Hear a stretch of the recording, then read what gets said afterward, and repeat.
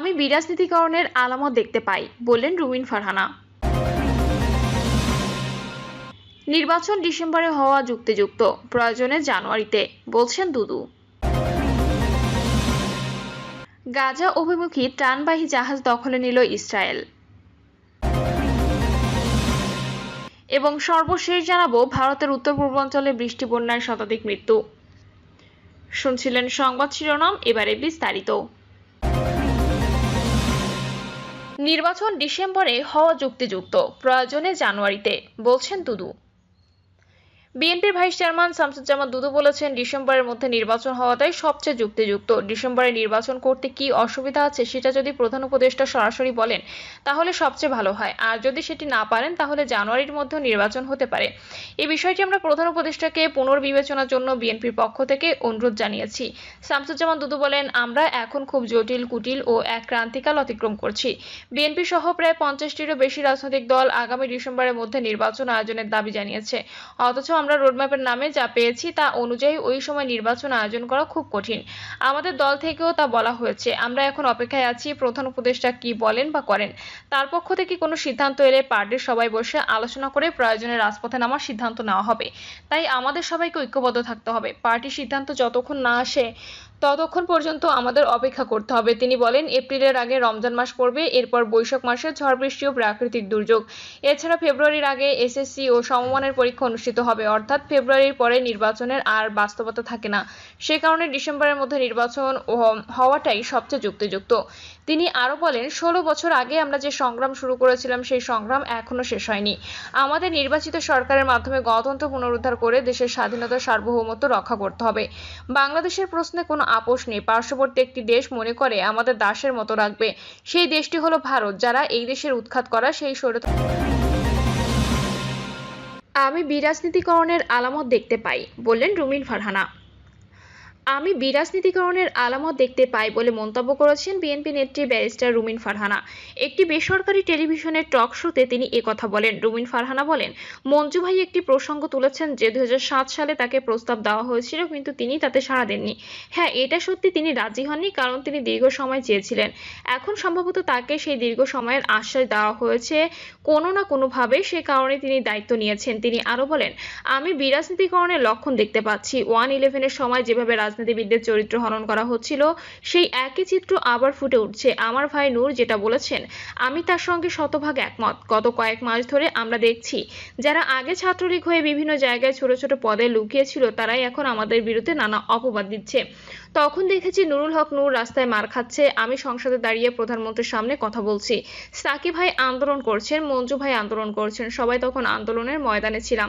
পুলিশের সঙ্গে ধস্তাধস্তিও করেছি, সেই সময় পার করেছি আমরা। আর এখন তারা আমাদের ভারতের দালাল, রয়ের এজেন্ট বলে অপবাদ দেয়, বলেন তিনি।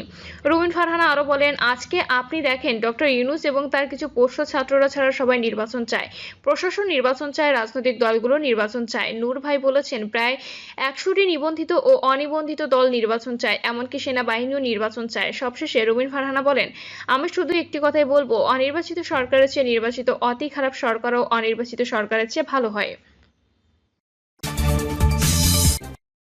নির্বাচন ডিসেম্বরে হওয়া যুক্তিযুক্ত, প্রয়োজনে জানুয়ারিতে, বলছেন দুদু। গাজা অভিমুখী ত্রাণবাহী জাহাজ দখল নিল ইসরায়েল। যুদ্ধবিধ্বস্ত গাজার বাসিন্দাদের উদ্দেশ্যে রওনা হওয়া আন্তর্জাতিক অলাভজনক সংস্থা ফ্রিডম ফ্লোটিলা কোয়ালিশন পরিচালিত ত্রাণবাহী জাহাজ ম্যাডলিন আটক করেছে ইসরায়েল।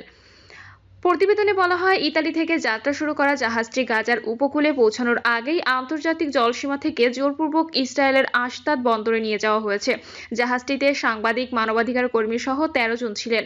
ইসরায়েলের পররাষ্ট্র মন্ত্রণালয় এ ঘটনার সত্যতা নিশ্চিত করেছেন। এক্সে প্রকাশিত সংক্ষিপ্ত এক বিবৃতিতে মন্ত্রণালয় জানায়, সেলিব্রিটিদের বহনকারী তথাকথিত সেলফি জাহাজকে মধ্যরাতে ইসরায়েলের উপকূলে আনা হয়েছে। জাহাজের সব ক্রু নিরাপদে আমাদের হেফাজতে রয়েছে, তাদের খাবার ও পানির স্যান্ডউইচ সরবরাহ করা হয়েছে। নাটক এখানেই শেষ। আটককৃত কর্মীদের একটি ভিডিও প্রকাশ করে জাহাজটিকে সেলফি ইয়ার্ড বলে উপহাস করে ইসরায়েলের পররাষ্ট্র মন্ত্রণালয়। এই ভিডিও প্রকাশের তীব্র নিন্দা জানিয়েছেন মার্কিন যুক্তরাষ্ট্রের রাটগার্স ইউনিভার্সিটির আইন বিভাগের অধ্যাপক আদিল হক। তিনি এক্সে বলেন, এই ধরনের অপমানজনক আচরণ আন্তর্জাতিক আইনের দৃষ্টিতে যুদ্ধাপরাধ হিসেবে বিবেচিত হতে পারে। যুক্তরাষ্ট্রভিত্তিক মুসলিম অধিকার সংগঠন সিএআইআর এক বিবৃতিতে জানিয়েছেন, মেরলিন জাহাজে ইসরায়েলের অভিযান একটি রাষ্ট্রীয় সন্ত্রাস এবং আন্তর্জাতিক জলদস্যুতার শামিল। সংগঠনটির নির্বাহী পরিচালক নিহাদ আওয়াদ বলেছেন, এই মানবিক মিশনে রাসায়নিক অস্ত্রের ব্যবহার এবং যাত্রীদের অপহরণ আন্তর্জাতিক আইনের চরম লঙ্ঘন। এদিকে জাতিসংঘের ফিলিস্তিন বিষয়ক বিশেষ প্রতিনিধি ফ্রান্সেস্কা আলবানিস বলেছেন, ইসরায়েলের গাজা নিয়ন্ত্রণের বৈধতা নেই, অবরোধ তুলে নেওয়া উচিত এবং গাজাবাসীদের সহায়তা দিতে হবে। তিনি আরও জানান, অভিযান চলাকালে মেরলিন জাহাজের ক্যাপ্টেনের সঙ্গে তার শেষবার কথা হয়, যখন ক্যাপ্টেন বলেন, আরেকটি নৌকা আমাদের দিকে এগিয়ে আসছে। এরপরই যোগাযোগ বিচ্ছিন্ন হয়ে যায়। এদিকে ঈদ উল আজহায় থেমে নেই ইসরায়েলি আগ্রাসন। একের পর এক গাজার শহরে দখলদারদের বোমা পড়েছে। এতে গাজায় হাসপাতালগুলোতে নতুন করে লাশের স্তূপ হয়ে গেছে। আহতদের আর্তনাদে ভারী হয়ে উঠেছে আকাশ বাতাস। আনাদলু এজেন্সির প্রতিবেদনে বলা হয়, ঈদের তৃতীয় দিন গাজায় ভয়াবহ হামলা চালিয়েছে ইসরায়েল। এতে বিভিন্ন স্থান থেকে নিহতের খবর আসছে। গাজায় ঈদ উল আজহা পালিত হয়। স্বাস্থ্য মন্ত্রণালয়ের বিবৃতিতে জানানো হয়, গত 24 ঘন্টায় 108টি মৃতদেহ হাসপাতালে আনা হয়েছে। একই সময় 393 আহতকে হাসপাতালে আনা হয়, কিন্তু তাদের প্রয়োজনীয় চিকিৎসা দেওয়ার সক্ষমতা হাসপাতালের নেই। নতুন নিহতদের ফলে 2023 সালের অক্টোবর থেকে ইসরায়েলের গণহত্যা যুদ্ধে কমপক্ষে 54,880 ফিলিস্তিনি নিহত হয়েছেন। এ সময় ইসরায়েলি আক্রমণে মোট আহতের সংখ্যা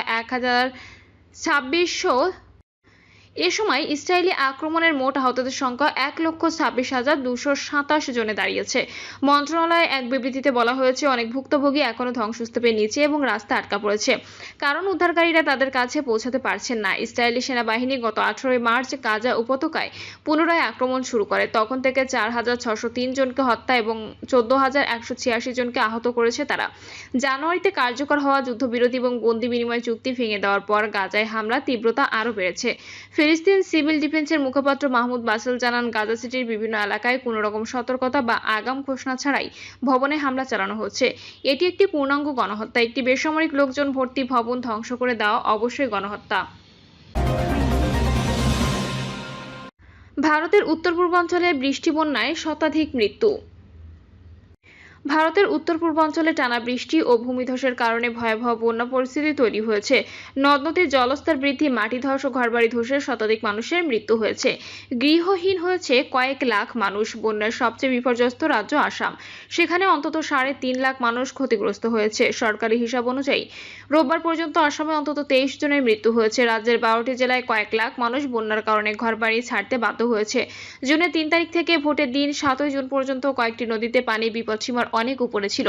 তবে বর্তমানে কিছু জায়গায় পানি কমলেও পরিস্থিতি এখনও স্বাভাবিক হয়নি। আসামের পশ্চিমাঞ্চলের ধুবড়ী এবং দক্ষিণাঞ্চলের হাইলাকান্দি ও করিমগঞ্জ জেলার বিস্তীর্ণ অংশ এখনও প্লাবিত। কপিলী নদীর পানি বিপদসীমার উপরে রয়েছে।